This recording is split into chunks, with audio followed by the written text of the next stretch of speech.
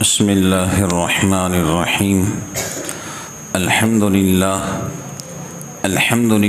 وکفی وسلام علی عبادہ الذین اصطفی اما بعد فاعوذ باللہ من الشیطان الرجیم بسم اللہ الرحمن الرحیم انما یوفی الصابرون اجرهم بغیر حساب صدق اللہ العظیم سبحان ربک رب العزت عما یصفون وسلام علی المرسلین والحمد للہ رب العالمین اللہم صل علی سیدنا محمد وعلی آل سیدنا محمد وبارک وسلم۔ محترم بزرگان دین، عزیز نوجوان دوستو بھائیوں، ہم سب کے زندگی کے اندر جو حالات آتے ہیں وہ اللہ کی طرف سے آتے ہیں، چاہے خوشی کی حالات ہو، چاہے غمی کی حالات ہو، چاہے بیماری ہو، چاہے صحت ہو، یہ سب اللہ کی نعمتیں ہیں۔ بیماری بھی اللہ کی نعمت ہے اور صحت بھی اللہ کی نعمت ہے، اور جب انسان کو تندرستی والی نعمت یعنی صحت والی نعمت ملتی ہے تو ہر انسان کو چاہیے کہ وہ اللہ کا شکر گزار بنے اور اپنی صحت والی نعمت کو اللہ کی یاد میں گزارے۔ بیماری یہ بھی اللہ کی نعمت ہے۔ حدیث شریف میں آتا ہے مسلمان بیماری کو اللہ کی نعمت سمجھتا ہے، اور منافق اور کافر اور مشرک بیماری کو بوجھ سمجھتے ہیں۔ کافر اور مشرک اور منافق صحت کو اچھا سمجھتے ہیں اور بیماری کو برا سمجھتے ہیں، جبکہ اہل ایمان بیماری کو بھی اللہ کی نعمت سمجھتا ہے۔ حدیث شریف میں آتا ہے کہ اللہ بیماری کے طرف سے تمہارے گناہوں کو ختم کرتے ہیں۔ میں نے آج کا مضمون اس لیے چھیڑا ہوں کہ اس ہفتے میں یہ بات دیکھنے میں آئی ہے کہ بہت سارے لوگ بخار کا شکار ہوئے ہیں، اور بخار کی بیماری کے اندر بچے اور جوان اور خواتین جو ہے مبتلا ہے، تو دل نے سوچا چلو کچھ بات ہو جائے، بخار کسے کہتے ہیں۔ حدیث شریف میں آتا ہے کہ جناب رسول اللہ صلی اللہ تعالیٰ علیہ وسلم حضرت سائب کے مکان پر گئے۔ حضرت سائب کو بخار آیا تھا اور وہ کپ کپا رہی تھی۔ حضرت نے پوچھا کیا بات ہے، بہت کپ کپاتی ہو، کا بہت بخار ہے۔ پھر آگے ایک جملہ کہا کہ اللہ اس بخار میں برکت نہ دے، تو حضرت رسول اللہ صلی اللہ علیہ وسلم نے سائب سے کہا بخار کو برا بھلا مت کہو، بخار کو برا بھلا مت کہو، مومن کا بخار مومن کے گناہ کو ایسے ختم کرتا ہے جیسے بھٹی میں لوہا جلتا ہے تو میل کچیل لوہے کا ختم ہو جاتا ہے، ایسے ہی مومن کا بخار اس کے گناہوں کو ختم کر دیتا ہے۔ ایک روایت میں آتا ہے کہ ایک رات کا بخار 1 سال کے صغیرہ گناہوں کو معاف کروا دیتا ہے، اور ایک روایت میں آتا ہے کہ بخار انسان کے تمام چھوٹے گناہوں کو اللہ کے پاس سے معاف کروا دیتا ہے۔ حضور نے فرمایا بخار آ جائے تو بخار کو برا بھلا مت کہو، بخار تمہارے گناہوں کو اللہ سے معاف کراتا ہے۔ حدیث شریف میں آتا ہے بخار کیا، اگر کسی مومن کو ایک کانٹا چبھ جائے، جو کانٹا چبھنے پہ تکلیف ہوتی ہے، اس پر بھی اللہ مومن کے گناہوں کو معاف کرتے ہیں اور درجات کو بلند فرماتے ہیں۔ ایک حدیث میں آتا ہے ابن ماجہ میں اس کی روایت ملتی ہے کہ اگر مومن نے ایک جیب میں چیز رکھی ہے اور اسی چیز کو دوسرے جیب میں تلاش کرتا ہے، اور جب دوسرے جیب میں تلاش کرتا ہے جو تکلیف ہوتی ہے نہیں ملنے پر، اس پر بھی اللہ مومن کے گناہوں کو معاف فرماتا ہے۔ معاف ہی نہیں بلکہ اللہ درجات کو بلند فرماتے ہیں۔ امی جان امی عائشہ رضی اللہ تعالی عنہا فرماتی کہ حضور اکثر بیمار رہا کرتے تھے، حضور جو ہے اکثر بیمار رہا کرتے۔ امی جان سے پوچھا گیا کیا بیمار رہتے؟ امی جان نے کہا کبھی نزلہ، کبھی زکام، کبھی بخار، کبھی پھوڑا اور پھنسی۔ امی جان سے پوچھا گیا حضرت اکثر بیمار رہتے، وجہ کیا ہے؟ تو امی جان نے کہا 2 وجہ ہے، ایک کثرت سے سفر کرتے تھے اور دوسری امت کی فکر۔ امت کی فکر نے حضور کو بیمار کر دیا تھا۔ کثرت سفر، مدینہ پاک میں 10 سال رہے اور 10 سال کے اندر کبھی چین سے نہیں رہے، کبھی بدر کو گرمایا، کبھی احد میں گئے، کبھی خندق گئے، کبھی تبوک گئے، کبھی مکہ فتح ہوا، کبھی یرموک گئے، کبھی حدیبیہ گئے۔ 10 سال کے اندر 27 یا 29 مرتبہ اللہ کے راستے میں حضور جہاد پہ نکلے ہیں۔ بتائیے، عمر 53 سال، وہ 10 سال، 63 سال میں 10 سال تک مسلسل سفر کرتے رہے۔ اور پہلے زمانے کے سفر جانتے ہو، اونٹوں کا سفر، گھوڑوں کا سفر، پانی ملتا کبھی نہیں ملتا، کبھی یہاں کا پانی کبھی وہاں کا پانی، کبھی شدت کی گرمی، کبھی خطرناک ٹھنڈی، کبھی بارش، کبھی بھوکا پن۔ امی جان نے کہا حضرت اکثر بخار رہتا تھا، کبھی نزلہ، کبھی پھوڑا پھنسی۔ حضرت خباب رضی اللہ تعالی عنہ کو بواسیر کی بیماری ہوئی تو کافی علاج کروایا۔ تو حضور نے کہا خباب ایک علاج یہ ہے، لوہے کو گرم کرتے ہیں اور جہاں پر تمہاری بواسیری بڑی خطرناک بیماری ہے، اللہ سب کی حفاظت فرمائے۔ جو انسان کے نازک مقام پر آتی ہے، ٹوائلٹ کے مقام پر بواسیری کی بیماری ہوتی ہے، آدمی کا بیٹھنا مشکل ہو جاتا ہے، کھانا دوہور ہو جاتا ہے۔ حضرت نے کہا خباب ایک علاج ہے، تم نے بہت علاج کروایا؟ جی بہت کرایا۔ لوہے کو گرم کرتے ہیں اور اس کو وہاں پر لگاتے ہیں جہاں پر تم کو بیماری ہے، لیکن حضور نے پھر ایک جملہ کہا خباب تم وہ علاج مت کرو، اس میں بہت تکلیف ہوتی ہے۔ پھر آگے حدیث میں آتا ہے کہ حضور پاک علیہ الصلاۃ والسلام نے اس بیماری کا جو علاج تجویز کیا تھا، لوہے کو گرم کرنا، پھر گرم لوہے کو وہاں پر لگانا ٹوائلٹ کی جگہ پر، اس کا جو جملہ ہے کئی کا مطلب ہے لوہے کو گرم کر کے وہاں پر لگانا۔ حضرت نے اپنی زندگی میں 7 مرتبہ یہ علاج کروایا ہے۔ پھر کہا اگر مجھے اللہ کی طرف سے یہ اجازت ہوتی کہ موت مانگو، میں اللہ سے موت مانگ لیتا، لیکن موت مانگنے کی اجازت شریعت میں نہیں ہے۔ چاہے بیماری کتنی بھی ہو، آپ موت اللہ سے نہیں مانگ سکتے ہیں۔ ہاں صبر کرو، میں نے جو قرآن پڑھا انما یوفی الصابرون اجرہم بغیر حساب، جو صبر کرے گا بغیر حساب اللہ اس کو عطا فرمائیں گے۔ صحت ہے تو شکر گزار بنو، بیماری آ گئی ہے تو بخار کو، بیماری کو برا بھلا مت کرو، صبر کرو اور اللہ تعالیٰ سے دعائیں کرتے رہو، اللہ شفا عطا فرمائیں گے۔ تو امی جان فرماتی ہے کہ حضور پاک علیہ الصلاۃ والسلام قبرستان میں گئے، ایک انصاری کا انتقال ہوا، دفن کیا، قبرستان سے بقیع سے واپس میرے پاس تشریف لائے تو میں سر پہ ہاتھ رکھ کے بیٹھی تھی۔ تو حضور نے پوچھا عائشہ کیا ہوا؟ سر پہ ہاتھ کا حضرت سر بہت دکھ رہا ہے، سر میں بہت درد ہے۔ تو حضرت نے کہا عائشہ میرے بھی سر میں بہت درد ہے، میرے بھی سر میں بہت درد ہے۔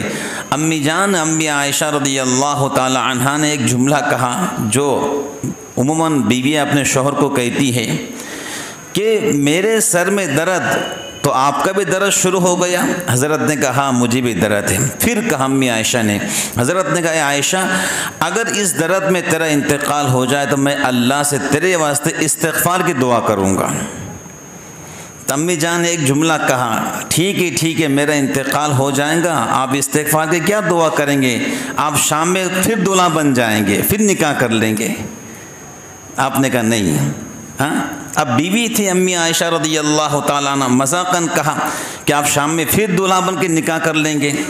تو امی جان کہتی ہے کہ آپ کا سر درد شروع ہوا، پھر بخار چڑھا، 10 دن بخار رہا اور 10ویں دن آپ کا انتقال ہو گیا۔ بخاری حالت میں آپ کا انتقال ہوا ہے۔ امی جان کہتی ہے جس وقت حضور کا انتقال ہوا تو آپ کا سر انور میرے سینے اور گردن کے بیچ میں تھا، اور میں دیکھ رہی تھی آپ پر شدت کا بخار ہے، تیز بخار ہے، بار بار بے ہوش ہوتے تھے۔ امی جان رضی اللہ تعالی عنہ گیلے کپڑے سے آپ کے مبارک بدن کو پوچھا کرتی تھی۔ تو بخار کی شدت میں 10ویں دن آپ کا انتقال ہوا، درد سر کا شروع ہوا، بخار چڑھ گیا، 10ویں دن اللہ کو پیارے ہو گئے۔ تو بزرگان دین حضور نے فرمایا دیکھو غور سے بات کو سمجھو، اگر جس کو بخار آئے وہ پانی پیے۔ اب کون سا پانی پینا ہے؟ محدثین کہتے ہیں زمزم کا پانی پی، لیکن اکثر محدثین کہتے ہیں حضور نے کہا پانی پیے، زمزم کا لفظ استعمال نہیں کیا، اس کا مطلب کوئی بھی پانی پی سکتے ہیں۔ اب پانی سے مراد کیا؟ حضور کہتے ہیں بخار جس سے آئے وہ پانی کو زیادہ پیے۔ اب کون سا پانی پینا ہے؟ بہت سارے لوگ فریج کے پانی کے عادی بن گئے، ویسے ہی فریج کا پانی گرمی کے اندر بھی نقصان دہ ہے، سردی کی بات ہی چھوڑیے، گرمی کے اندر بھی نقصان دہ ہے۔ مٹکے کا پانی پیے اور زیادہ پیے اور جم کے پیے، اور پانی پینے کے ساتھ ساتھ اپنے بدن کو ٹھنڈے پانی سے پوچھ لیں، ٹھنڈے سے مطلب مٹکے کے پانی سے پوچھ لیں۔ یا پھر جس کو بخار شام میں آیا ہے تو فجر کی نماز پڑھنے کے بعد جو پانی مٹکے کے اندر ہے اسے پانی کو جو ہے 1-2 گلاس میں کپڑے کو تر کر لے، گیلا کر لے اور پورے بدن کو پوچھ لے، انشاءاللہ آپ کا بخار ختم ہو جائے گا۔ حضور کہہ رہے کہ بخار آئے تو پانی زیادہ پیو، تو زیادہ پانی پینا چاہیے۔ لوگ بخار کی حالت میں پانی نہیں پیتے، کم پیتے ہیں، کہ پشتنی پیو بسم اللہ بول کر، تمہارا پانی اللہ پچا دیں گا۔ زمزم کے پانی میں شفا، یہ تو یقینی ہے۔ اب شفا دیکھو اللہ پاک کے ہاتھ میں ہے۔ حدیث شریف میں آتا ہے جب تم بیمار ہوتے ہو تو اللہ رب العالمین ایک فرشتے کو بھیجتا ہے، اور فرشتے کے ہاتھ میں پردہ ہوتا ہے، پردہ۔ تو جو بیمار ہیں جی اس کے مرض اور دوا کے بیچ میں اللہ فرشتے کے ذریعے پردہ لگاتے ہیں۔ اب انسان دوائیں کھاتا ہے، شفا نہیں ہوتی، پریشان ہوتا ہے۔ بھائی اللہ کا حکم ہوتا ہے فرشتے کو پردہ بیچ میں لگائے رکھ، مرض اور دوا کے بیچ میں وہ پردہ لگے رہتا ہے۔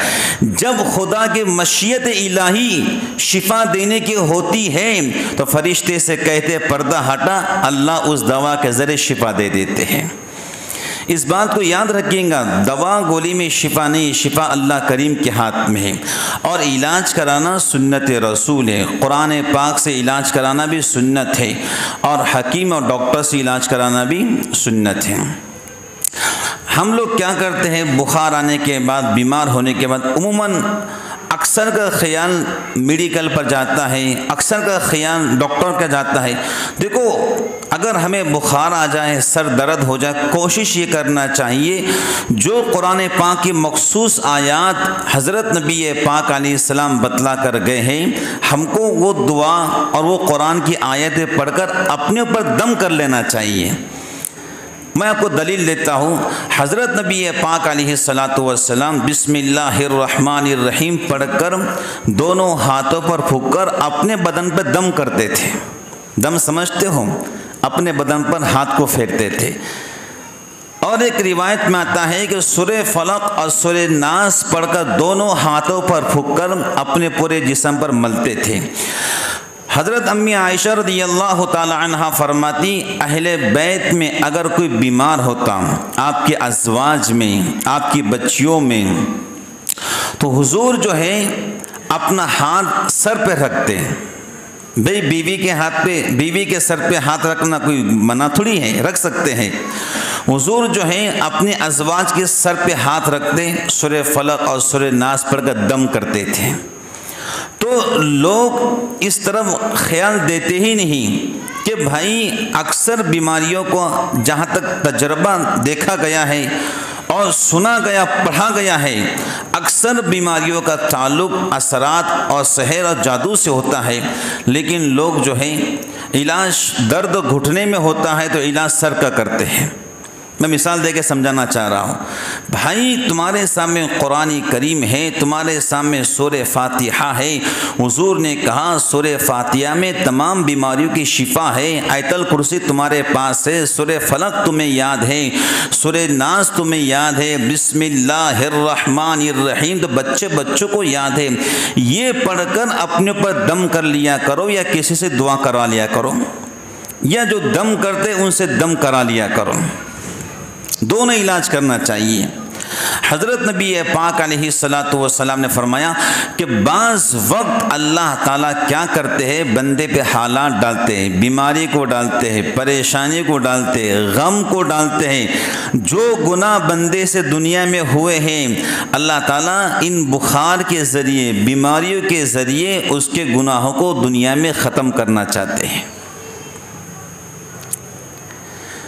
حضرت حکیم الامت مولانا اشرف علی تھانوی رحمۃ اللہ علیہ نے اپنے مواعظ میں قصہ لکھا ہے کہ دو فرشتوں کو اللہ نے بلایا. ذرا غور سے بات کو سنیں گا. ایک سے کہا دیکھ ایک یہودی مر رہا ہے. ایک فرشتے کو اللہ نے کہا ایک یہودی مر رہا ہے، اس کی خواہش ہے مچھلی کھانے کی، آخری وقت ہے، مچھلی کھانے کی خواہش ہے. دیکھ فلاں سمندر کی مچھلی اٹھا اس کے گھر کے تالاب میں ڈال دے. جی اللہ کا حکم تو ماننا ہی ہے، سوال ہی پیدا نہیں ہوتا. دوسرے فرشتے کو اللہ نے بلایا، ادھر آؤ. جی اللہ دیکھ ایک مسلمان مر رہا ہے، نیک بندہ ہے، اور اس کی آخری خواہش ہے روغن زیتون کھانے کی، اور اس روغن زیتون اس کے گھر کے الماری کے اندر موجود ہے. تم جاؤ کسی بہانے سے وہ تیل نیچے گرا دو. دونوں فرشتے نکلے اللہ کے پاس سے، دونوں کی ملاقات ہوئی. دونوں کو بات سمجھ میں نہیں آئی، اللہ کیا مسئلہ ہے، آپ کی حکمت کیا ہے؟ یہودی آپ کا دشمن ہے، آپ کے رسول کا دشمن ہے، مسلمانوں کا دشمن ہے، اور اس کی آخری خواہش کو آپ نے پورا کر دیا. اور دوسرا ایک مسلمان ہے، سجدہ کرنے والا ہے، رکوع کرنے والا ہے، آپ کے سامنے رونے دھونے والا ہے، اور اس کی آخری خواہش روغن زیتون کھانے کی تھی، آپ نے گرا دیا. دونوں فرشتے اپنے کام پہ لگ گئے. سمندر کی مچھلی اٹھائی، تالاب میں ڈال دی. ادھر روغن زیتون کھانے کے لیے ہاتھ بڑھایا تو فرشتے نے نیچے گرا دیا. دونوں گئے اللہ کے پاس. اللہ ہمارے سمجھ میں نہیں آتا. اللہ نے کہا دیکھو میں رب ہوں، میں تم کو سمجھاتا ہوں. جو یہودی مرنے لگا تھا اس نے دنیا کے اندر کچھ اچھے کام کیے تھے، صدقہ دینا، خیرات دینا، کسی بیوہ کے گھر راشن کو بھر دینا، کسی سے اچھی بات کرنا، کوئی مشورہ کرنے آیا تو اچھا مشورہ دینا. اس نے جو اپنی لائف اور زندگی میں اچھے کام کیے تھے جی، اس کی سارے نیکیوں کا ہم نے بدلہ اس کو دنیا میں دے دیا تھا. اس کی صرف ایک نیکی بچی تھی تو ہمارے جی اس کے ایک نیکی بچی تھی. تو کافر کا اجر آخرت میں کچھ بھی نہیں ہے، وہ آخرت میں بغیر حساب کے جہنم میں جائیں گا. چاہے کوئی بھی کافر ہو دنیا کا، یہود عیسائی کوئی بھی ہو، ان کا حساب نہیں ہے، وہ بغیر حساب جہنم میں جائیں گے. تو اللہ نے کہا اس کے ایک نیکی بچی ہوئی تھی، آخری وقت تھا، تو ہم نے جی سمندر کی مچھلی اس کے تالاب میں بھیجی. تالاب سے چولہے پر گئی، چولہے سے اس کے منہ میں گئی، اس کی ایک نیکی بھی ختم ہو گئی. اب وہ ہمارے پاس آ رہا ہے تو پورے گناہوں کے ساتھ میں آ رہا ہے. اور جو مسلمان مرنے لگا تھا اس کے سارے گناہ ہم نے بیماری کے ذریعے ختم کر دیے تھے. ایک گناہ بچا تھا، ہم چاہتے تھے کہ وہ ایک گناہ لے کر بھی ہمارے پاس نہ آئے. جیسے تم نے روغن زیتون کو نیچے گرا دیا، اس کے دل کو چوٹ لگی، ہم نے اس کے گناہ کو معاف کر دیا. ارے بات سمجھ گئے؟ تو انسان پر زندگی میں جو حالات آتے، جس حال میں اللہ رکھے انسان کو اس حال میں رہنا چاہیے. اور دیکھو کبھی بیماری کسی پر آئی، اللہ تعالیٰ سب کے ساتھ میں خیر کے معاملے فرمائیں. اگر بیماری آ گئی تو شکوے شکایت مت کرو. جی شکوے شکایت مت کرو کہ اللہ میاں کو حامد دکھتے، اللہ میاں دعائیں سنتا نہیں۔ ان ربی لسمیع الدعاء، وہ سب کی دعائیں سنتے ہیں۔ ان اللہ بالناس لرؤوف الرحیم، اللہ پوری دنیا پر مہربان ہیں۔ قرآن پڑھو، ان اللہ بالناس کا لفظ ہے، اللہ دنیا کے تمام انسانوں پر مہربان ہے، چاہے مشرک ہو اس پر بھی اللہ مہربان ہے۔ ان اللہ بالناس لرؤوف الرحیم، اللہ دنیا کے تمام لوگوں پر مہربان ہے، اور سب سے زیادہ مہربان اللہ ایمان والوں پر ہوتا ہے۔ اس کے باوجود حالات کیوں آتے ہیں؟ اللہ چاہتے ہیں کہ جو کچھ ہے دنیا میں ختم ہو جائے، اور آخرت کے اندر ہم اس کو ایسا مقام عطا فرمائیں جو اس نے سوچا بھی نہیں تھا۔ حضرت ایوب علیہ السلام کو دیکھو، اللہ اکبر، شیطان نے اللہ سے کہا ایوب جو ہے آپ کو جو یاد کرتے ہیں اس کی اصل وجہ یہ ہے آپ نے ان کو بہت مال دیا ہے۔ کیا دیا ہے؟ بہت مال دیا ہے۔ تو اللہ رب العالمین نے کسی ذریعے ان کا پورا مال ضائع کر دیا۔ اونٹ بھی مر گئے، گائیں مر گئی، بیل مر گئے، بکریاں مر گئی۔ فلسطین کے آپ رہواسی تھے، ملک شام۔ پھر شیطان نے کہا جی اللہ آپ نے ان کو بہت ساری اولاد دی ہے، 3 بیویاں تھیں، تقریباً 16 بچے تھے جی، آپ نے ان کو بہت بیٹے دیے ہیں، بہت ساری بیٹیاں دی ہیں، اس لیے وہ آپ کو زیادہ یاد کرتے ہیں۔ تو اللہ تعالیٰ نے کسی طریقے سے ایسی بیماری ان کے بچوں پہ ڈالی، سارے بچے مر گئے۔ پھر شیطان نے کہا جی اللہ ایوب اس لیے آپ کو یاد کرتا ہے کہ آپ نے ان کا بدن اچھا بنایا ہے، تندرست بنایا ہے، قوت والا بنایا ہے، بہترین بنایا ہے، اس واسطے رات بھر ایوب آپ کو یاد کرتا ہے۔ تو تفسیر میں لکھا ہے کہ اللہ تعالیٰ نے ایوب علیہ السلام کے بدن پر، جسم پر چیچک کے دانے ڈال دیے۔ تفسیر میں لکھا ہے چیچک کے دانے اتنے زیادہ ڈالے کہ ایوب علیہ السلام کی آنکھ اور یہ ہونٹ محفوظ تھے، پورا بدن دانوں کے اندر بھر گیا۔ اور مفسرین لکھتے ہیں دانوں میں بدن ایسا بھرا کہ ان دانوں میں بڑے بڑے پھوڑے آ گئے، پھوڑے میں زخم آ گیا، زخم میں کیڑے آ گئے۔ 18 سال تک حضرت ایوب علیہ السلام اس بیماری کے اندر مبتلا تھے۔ جب بھی کوئی کیڑا نیچے گرتا اس کو اپنے ہاتھ سے اٹھا کر بدن پر ڈال کر کہتے کہ میرے جسم کو اللہ نے تیری غذا بنائی ہے۔ 18 سال تک۔ ایک دن شیطان کو اس کے چیلوں نے کہا کیا بات ہے، آپ ایوب کو بہکا نہیں پا رہے ہیں؟ چلو جس طرح آپ نے آدم علیہ السلام کو بہکایا تھا ان کی بیوی کے ذریعے، وہی گر یہاں پر استعمال کرو۔ ان کی بیوی کا نام رحمت تھا، رحمت بنت لیہ بنت یوسف علیہ السلام، یا رحمت بنت یوسف علیہ السلام۔ حضرت یوسف کی بیٹی آپ کی نکاح میں تھی، تو ان کی بیوی کا نام رحمت تھا۔ وہی گر آزماؤ جو آپ نے آدم علیہ السلام پہ آزمایا تھا جی، حضرت حوا کے ذریعے۔ تو ان کی بیوی کچھ مزدوری کرتی، جو کچھ پیسہ ملتا آٹا لے کر آتی، روٹی بناتی، اور اس روٹی کو اپنے منہ میں چماتی، باریک کر کر ایوب علیہ السلام کے منہ میں ڈالا کرتی تھی، اتنے کمزور ہو چکے تھے۔ شیطان راستے مل گیا، کہا رحمت اگر تم یہ چاہتے ہو کہ تمہارے شوہر کو شفا ہو جائے تو ہم تم کو ایک نسخہ دیتے ہیں۔ کہا کیا نسخہ ہے؟ کہا نسخہ یہ ہے کہ تم جس طرح عرش عظیم کے رب کو سجدہ کرتی ہو، ایک بار سجدہ مجھے کر دو، تمہارے شوہر اچھے ہو جائیں گے۔ تو رحمت نے کہا پہلے میں اپنے شوہر سے پوچھ لیتی ہوں کیا کہتے ہیں۔ جنگل میں گئی، اپنے شوہر سے پوچھا، ایک طبیب ملا تھا۔ شیطان بھی بڑا مکار ہے، کبھی طبیب بنتا ہے تو کبھی شیخ نجدی بن جاتا ہے۔ جب حضور کو قتل کرنے کی باری آئی تو شیخ نجدی بن کر آ گیا، بڑا جھبا کبا پہن کر آ گیا، ابو جہل کو مشورہ دے رہا ہے قتل کر دو۔ جب حضرت ابراہیم علیہ السلام کو بہکانے آیا تو بڑا شریف بن کر آیا، اور یہاں پر طبیب بن کر آیا، طبیب ڈاکٹر بن کر آیا۔ تو رحمت اپنے شوہر کے پاس گئی کہ میاں دیکھو آج ایک طبیب ملا تھا، ڈاکٹر ملا تھا، اس نے ایک علاج آپ کے لیے تجویز کیا ہے۔ کہ کیا علاج ہے؟ کہ علاج یہ ہے کہ اس نے یہ کہا ہے جس طرح تم عرش عظیم کے رب کو سجدہ کرتی ہو، بس ایک بار مجھے سجدہ کر دو، تمہارے شوہر اچھے ہو جائیں گے۔ ایوب علیہ السلام کمزور ہو چکے تھے، اٹھ کر بیٹھے اور کہا اگر میں اچھا ہو گیا تو میں تجھے 100 کوڑے ماروں گا۔ تو نے یہ کیوں نہیں کہا کہ شیطان مردود ہمیں تیرا علاج نہیں چاہیے؟ وہ شیطان تھا۔ نبی اور پیغمبر کے اندر ایمان کے تعلق سے بہت غیرت ہوتی ہے۔ نبی اور پیغمبر کبھی شرک کے باتوں کو سننا برداشت نہیں کرتا ہے۔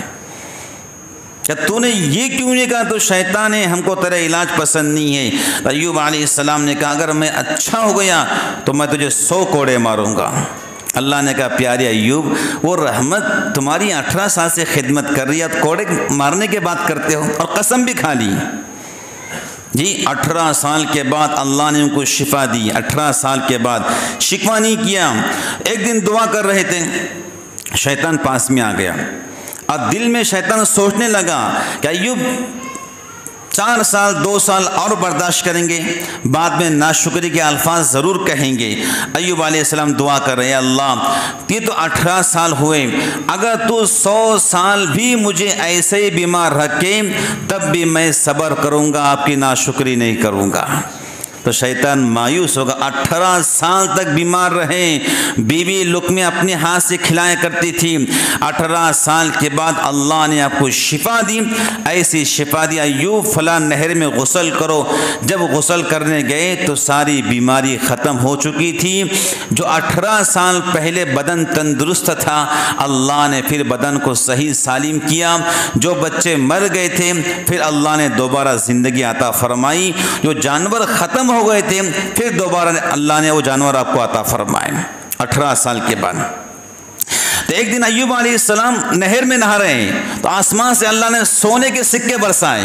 اللہ اکبر، کیا رب ہے! آسمان سے سونے کے سکے جی نہر میں۔ تو ایوب علیہ السلام فوراً سونے کے سکے کو چون رہے ہیں کہ ایوب میں نے کچھ کم کیا تجھے مال؟ جی ایوب تو سونے کے سکے چن رہا ہے، میں نے کچھ کم کیا؟ تجھے میں نے کتنا مال دیا؟ تو فوراً کہا یا اللہ آپ دیتے رہے اور بندہ لیتے رہے، جی اگر آپ دیں اور بندہ نہ لے تو یہ نہیں ہو سکتا ہے، چاہے آپ مجھے دیتے رہو کتنا بھی دو، اے اللہ میں آپ کی نعمتوں کو لیتا رہوں گا۔ انسان کو چاہیے اللہ رب العالمین جتنا مال دیں تو لیتا رہے، ناشکری نہ کرے، اعراض نہ کرے۔ کیا نہ کرے؟ اعراض۔ اس لیے حدیث میں آتا ہے اگر تمہیں کوئی ہدیہ دے اور تمہاری سوچ بھی نہ ہو ہدیہ لینے کی، کوئی دے دے تو فوراً لے لو، یہ اللہ کی طرف سے ہے۔ بھائی کوئی بندہ آ گیا، اے لو امام صاحب کو ہدیہ، سوچ نہیں ہے، حرص لالچ نہیں ہے، فوراً لے لیں، یہ اللہ کی طرف سے ہیں۔ کہاں سے بولو؟ حدیث کے الفاظ ہے جو تمہارے بغیر سوچ کے ہدیہ مل جائے وہ اللہ کی طرف سے، اس کو فوراً لے لو اور اس میں برکت ہوں گی۔ ایوب علیہ السلام 18 سال کے بعد اچھے ہو گئے تو کسی بزرگ کا قول ہے، ان سے پوچھا گا ایوب دین اچھے کون سے ہیں؟ بیماری کے اچھے تھے یا صحت مندی کے؟ کہ بیماری کے دن اچھے تھے۔ کہ کیسے؟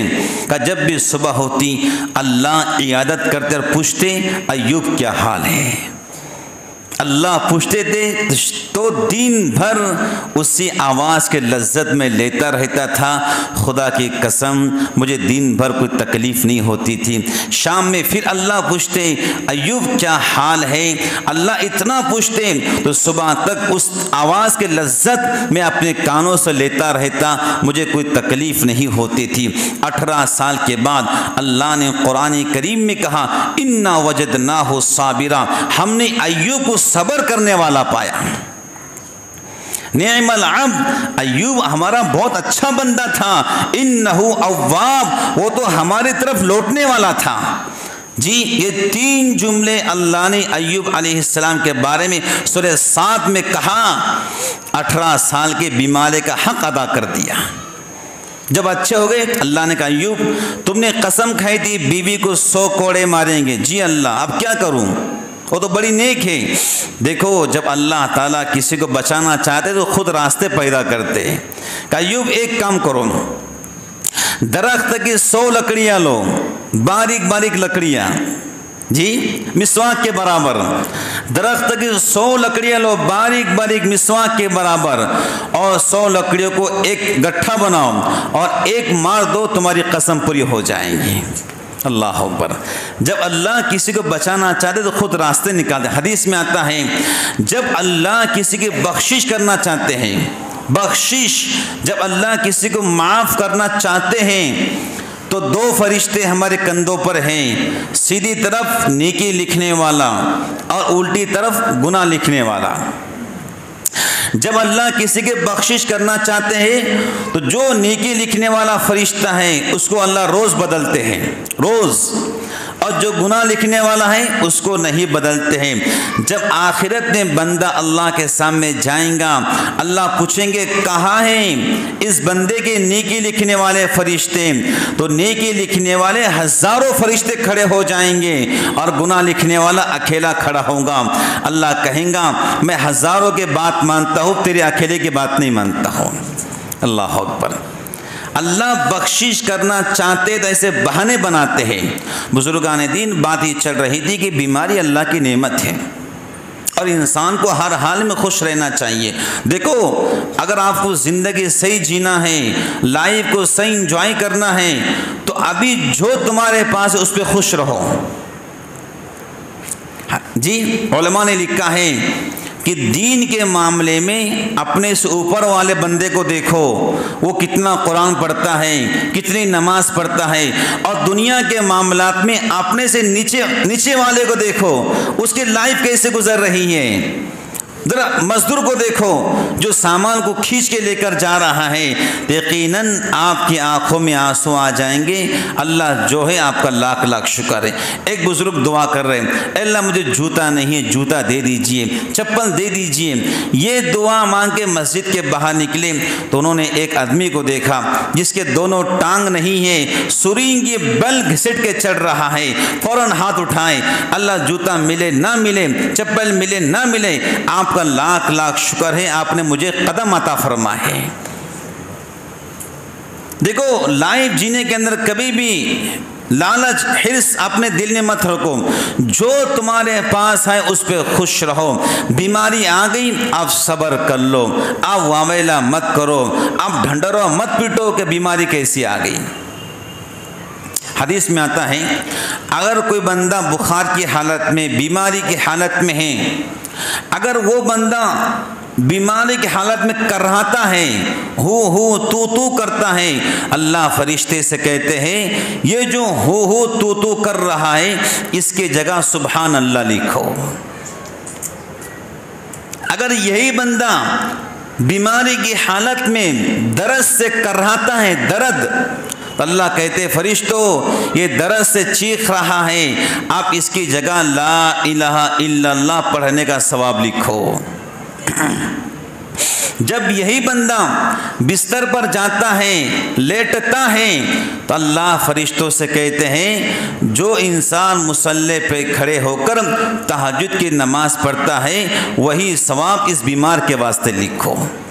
جب یہی بیمار بستر پر کروٹیں بدلتا ہے تو اللہ کہتے فرشتوں سے، او فرشتوں جس طرح ایک مجاہد ہمارے نام پر پلٹ کر دشمن پہ حملہ کرتا ہے، جو ثواب اس کو ملتا ہے وہی ثواب اس بیمار کے نام پر لکھو جو بستر پر بیماری کی طرف سے کروٹیں بدل رہا ہے۔ بات سمجھ گئے؟ جی اللہ کے نبی علیہ السلام گھر میں بیٹھے ہوئے تھے، ایک دم ہوا کا جھونکا آیا، چراغ بجھ گیا۔ جب چراغ بجھ گیا تو آپ نے کہا انا للہ و انا الیہ راجعون۔ امی عائشہ نے کہا حضرت یہ قرآن کی آیت تو بڑی مصیبت پہ پڑھی جاتی ہے، یہ قرآن پاک کی آیت جب بڑی مصیبت آئے تو پڑھی جاتی ہے۔ حضرت نے کہا عائشہ چراغ کا بجھ جانا بھی ایک مصیبت ہے، جو بندہ چراغ کے بجھنے پر انا للہ و انا الیہ راجعون پڑھیں گا اللہ تعالیٰ اس کو ثواب عطا فرمائیں گے۔ دیکھو اگر کوئی خبر ملے فلاں کا انتقال ہوا تو فوراً کہو انا للہ و انا الیہ راجعون۔ اگر آپ کو خبر ملے فلاں بیمار ہے تو کیا کہو انا للہ و انا الیہ راجعون، ہم اللہ کے ہیں، ہم سب کو اللہ کے طرف لوٹ کر جانا ہے۔ ترجمہ جی ام سلمہ رضی اللہ تعالی عنہا فرماتی کہ میرے شوہر کا انتقال ہوا۔ ام سلمہ کہتی ہیں جو بعد میں ام المؤمنین بنی ہے، میرے شوہر کا انتقال ہوا ابو سلمہ کا، میں بڑی پریشان، جوانی میں شوہر کا انتقال ہو گیا۔ اور یہ وہ خاتون ہیں جنہوں نے اللہ کے نام پہ ہجرت کی ہے شوہر کے ساتھ میں مکہ پاک سے مدینہ پاک کی طرف، بڑی پریشان ہوئی۔ حضور نے کہا تھا جب کوئی مصیبت آئے انا للہ و انا الیہ راجعون پڑھو، اللہ تعالیٰ آپ کے ساتھ میں خیر کے معاملے فرمائیں گے۔ ام سلمہ کہتی ہے شوہر کا جوانی میں انتقال ہوا، فوراً میں نے یہ آیت پڑھی انا للہ و انا الیہ راجعون، یہ آیت پڑھی تھی تو اللہ تعالیٰ نے مجھے ایسا شوہر عطا فرمایا جن کو اللہ نے قرآن میں رحمت للعالمین کہا۔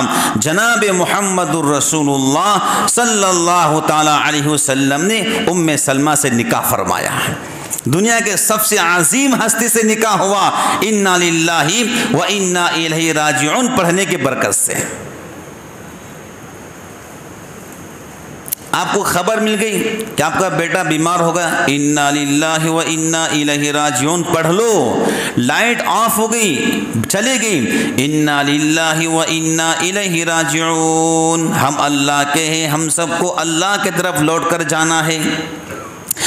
حدیث میں آتا ہے جو بیماری کی حالت میں لا الہ الا انت سبحانک انی کنت من الظالمین آیت کریمہ 40 مرتبہ پڑھتا ہے، بیماری کی حالت میں آیت کریمہ 40 مرتبہ پڑھتا ہے، اگر اچھا ہو گیا تو اللہ تعالیٰ اس کے پچھلے تمام گناہوں کو معاف فرما دیں گے، اگر اسی بیماری کے اندر مر گیا تو قیامت کے دن اللہ شہداء کے ساتھ میں اس کو کھڑا کریں گے، شہیدوں کے ساتھ میں کھڑا کریں گے۔ اس لیے بیماری کو برا نہیں بولنا چاہیے اور بیماری سے بچنے کے اسباب اختیار کرنا چاہیے۔ روزانہ صبح و شام مسنون دعاؤں کا اہتمام کرنا چاہیے، سورہ فلق اور سورہ ناس کا جم کر اہتمام کرنا چاہیے، فجر کی نماز کے بعد سورہ فلق اور سورہ ناس کا خوب اہتمام کرو، مغرب کی نماز کے بعد سورہ فلق اور سورہ ناس کا اہتمام کرو۔ حدیث میں آتا ہے جس طرح انسان نظر لگاتا ہے ایسے جنات بھی نظر لگاتے ہیں۔ اب انشاءاللہ میں اس عنوان پر اگلے ہفتے بات کروں گا، نظر کسے کہتے ہیں اور جنات کیسے لگاتے ہیں اور شیاطین کیا کرتے ہیں انسانوں کے ساتھ میں اور جادو کیسے ہوتا ہے، اس ٹاپک پر انشاءاللہ آئندہ ہفتے بات کروں گا۔ ابھی بات یہ سمجھا رہا تھا، حضور نے فرمایا اگر کوئی بیمار ہو جائے تو تم اس کی عیادت کرنا، جی بیمار کی عیادت کرنا مستحب ہے۔ حضور نے فرمایا اگر کوئی بیمار ہے جاؤ لیکن وضو کر کے جاؤ۔ بھئی وضو کیا ہے؟ جی بیمار کی عیادت کرنا عبادت ہے۔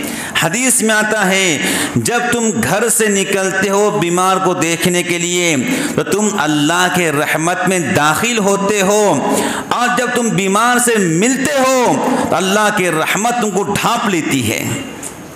ایک حدیث میں آتا ہے جب تم بیمار کو ملنے جاتے ہو، بیمار کے پاس بیٹھتے ہو تو اللہ تعالیٰ تمہیں جنت کے میوے کھلائیں گا۔